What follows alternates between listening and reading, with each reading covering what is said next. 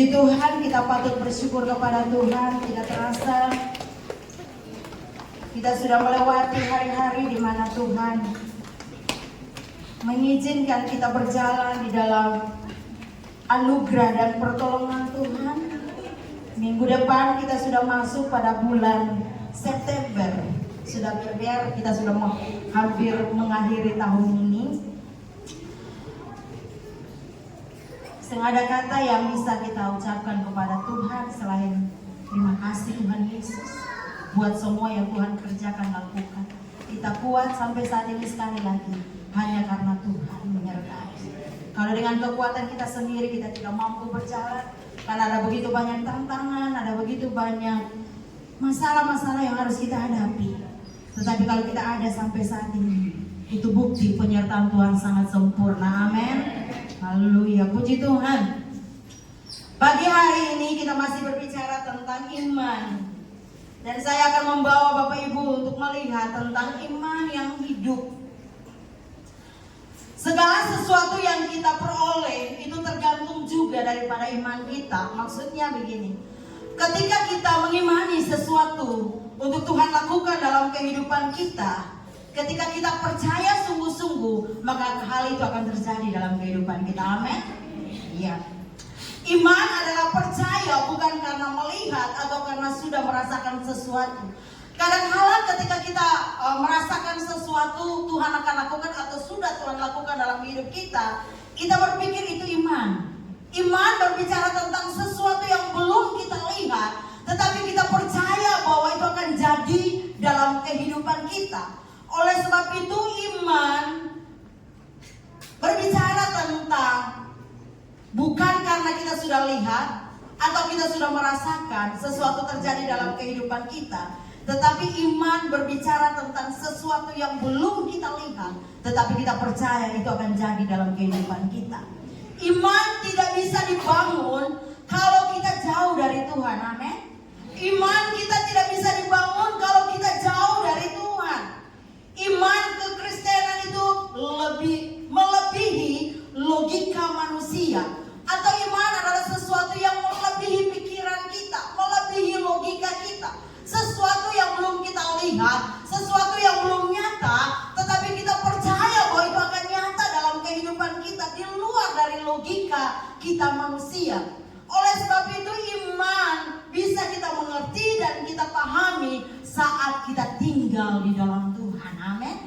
Iman kita bisa mengerti atau bisa memahami. Iman itu bekerja dalam kehidupan kita apabila kita tinggal di dalam Tuhan dan di dalam firman-Nya.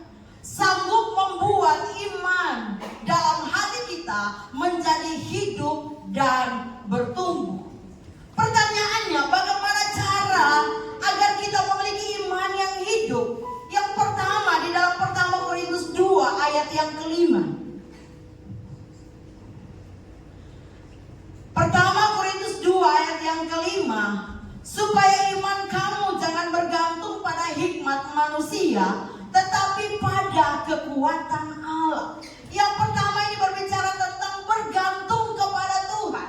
Firman Tuhan ini berkata supaya iman kamu jangan bergantung pada hikmat manusia, tetapi pada kekuatan Allah. Bagian yang pertama ini berbicara tentang bergantung kepada Tuhan. Tuhan tidak ingin kita bergantung pada hikmat manusia, yaitu pada kepintaran, kekuatan, kecerdasan kita.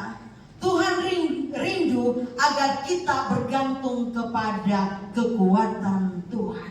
Firman Tuhan bagian yang lain berkata bahwa ketika kita mengandalkan kekuatan kita sendiri atau mengandalkan manusia, dikatakan terkutuklah orang yang mengandalkan kekuatannya sendiri atau kekuatan manusia. Tuhan ingin sepenuhnya kehidupan kita bergantung kepada Tuhan. Saat kita memiliki iman yang hidup, maka taruhlah ego kita di bawah kaki Tuhan. Bergantunglah sepenuhnya kepada Tuhan. Berbicara tentang iman yang hidup adalah iman yang bergantung kepada Tuhan. Ketika kita bergantung kepada Tuhan, kita akan melihat sesuatu yang belum nyata itu akan nyata di dalam perjalanan kehidupan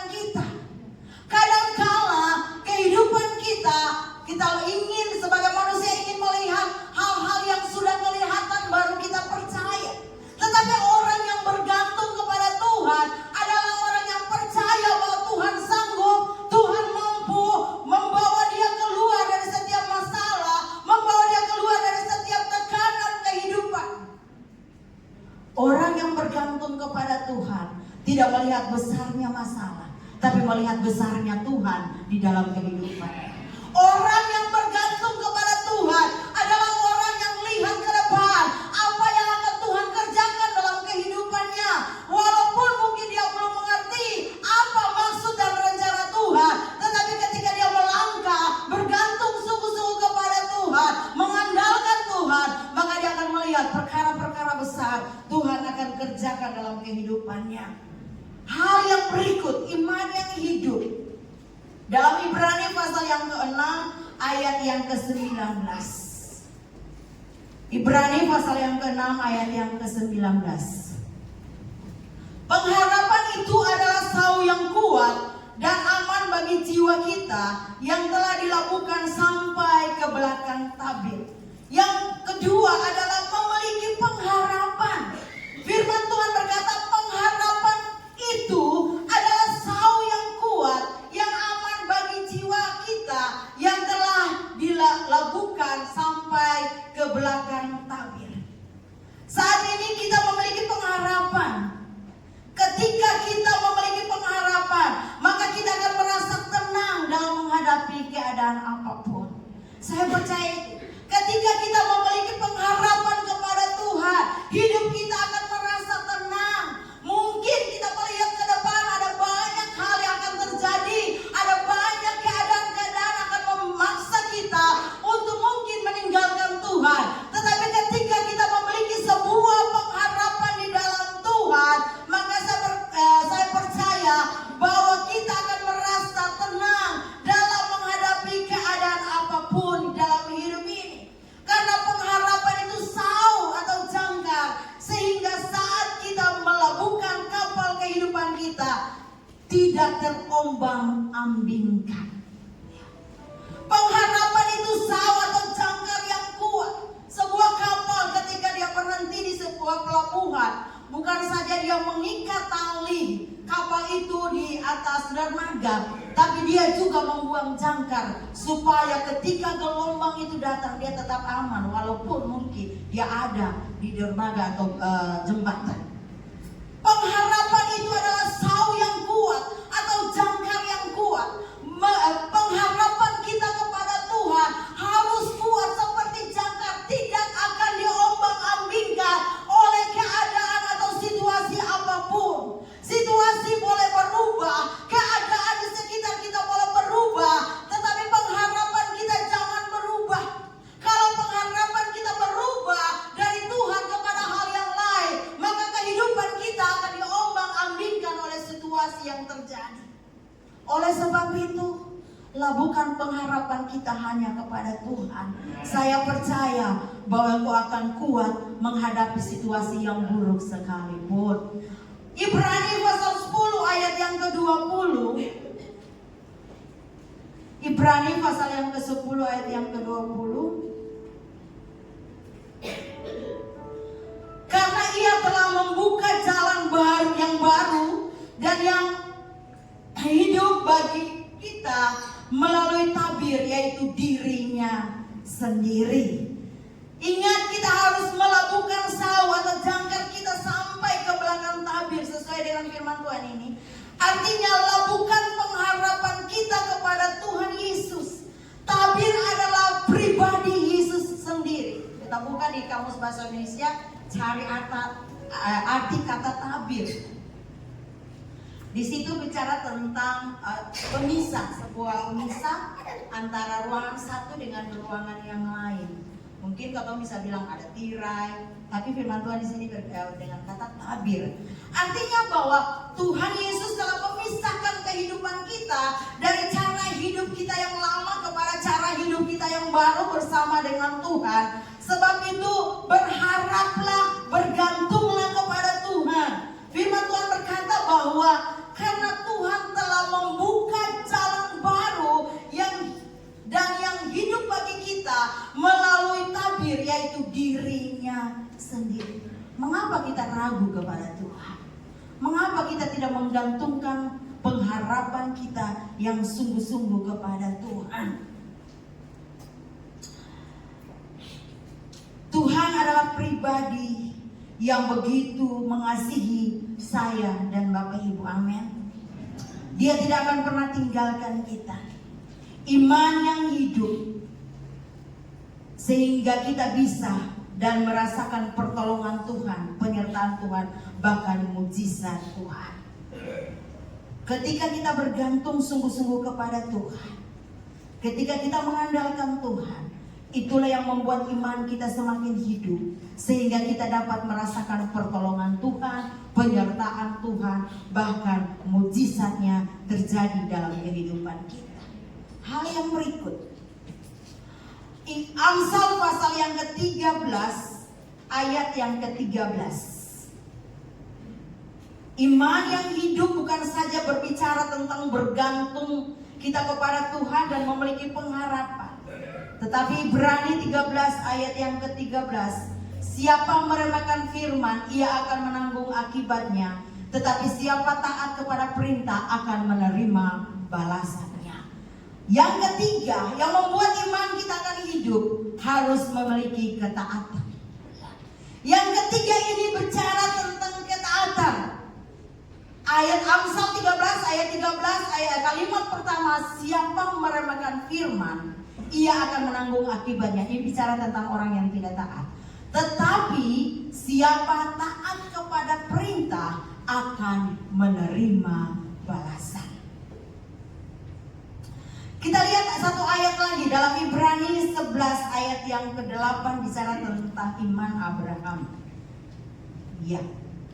Karena iman Abraham taat ketika ia dipanggil untuk berangkat ke negeri yang akan diterimanya menjadi milik pusakanya, lalu ia berangkat dengan tidak mengetahui tempat yang ia tuju.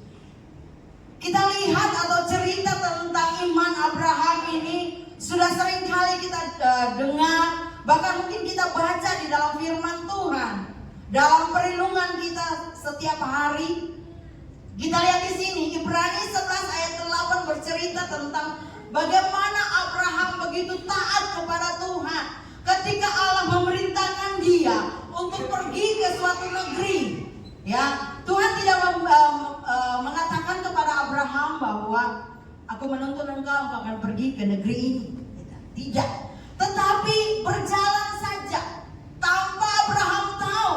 Tetapi ketaatan Abraham itu membuat dia bisa melihat bagaimana Tuhan melakukan banyak mujizat dalam perjalanan kehidupan Abraham.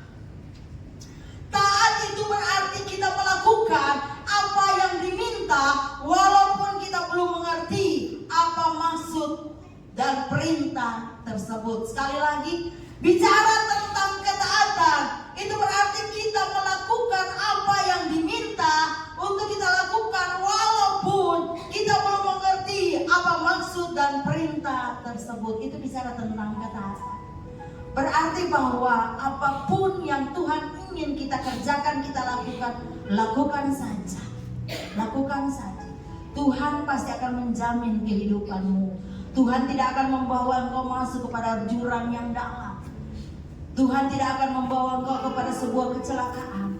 Tetapi Tuhan akan menuntun engkau untuk melihat perkara-perkara besar yang Tuhan akan lakukan dalam kehidupanmu.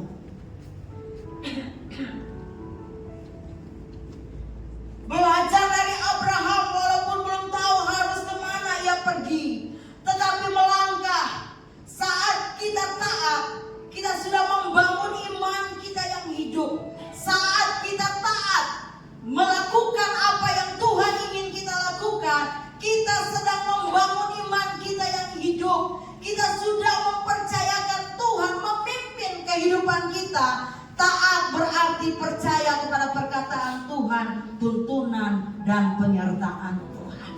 Ketika kita percaya, kita sudah melewati tanggal 1 Agustus sampai hari ini tanggal 25. Beberapa hari lagi kita akan mengakhiri bulan ini, dan kita akan masuk pada bulan yang baru. Saya percaya ketika kita taat, kita akan melihat Allah melakukan perkara-perkara besar. Kita tidak tahu apa yang akan terjadi bulan depan, tapi ketika kita taat melakukan apa yang Tuhan mau, maka kita percaya bahwa kita akan menikmati tuntunan bahkan penyertaan Tuhan selama bulan September yang akan kita masuki. Hal yang berikut di dalam Lukas pasal 1 ayat yang ke-37. Ayat ini sangat pendek. Sebab bagi Allah tidak ada yang mustahil. Iman yang hidup bukan saja kita bergantung kepada Tuhan, memiliki pengharapan, bahkan memiliki ketaatan, supaya kita bisa melihat iman kita hidup dalam kehidupan kita, atau kita memiliki percaya yang sungguh kepada Tuhan. Hal yang berikut ini bicara tentang kita percaya bahwa tidak ada yang mustahil bagi Tuhan. Ketika kita memiliki iman yang hidup, kita percaya bahwa tidak ada yang mustahil bagi Tuhan. Lukas pasal 1 ayat 37 berkata, sebab bagi Allah tidak ada yang mustahil. Amin. Kayaknya ada yang ragu-ragu. Amin. Ya. Bagi Allah tidak ada yang mustahil. Iman yang bertumbuh adalah saat kita percaya bahwa tidak ada yang mustahil bagi Tuhan.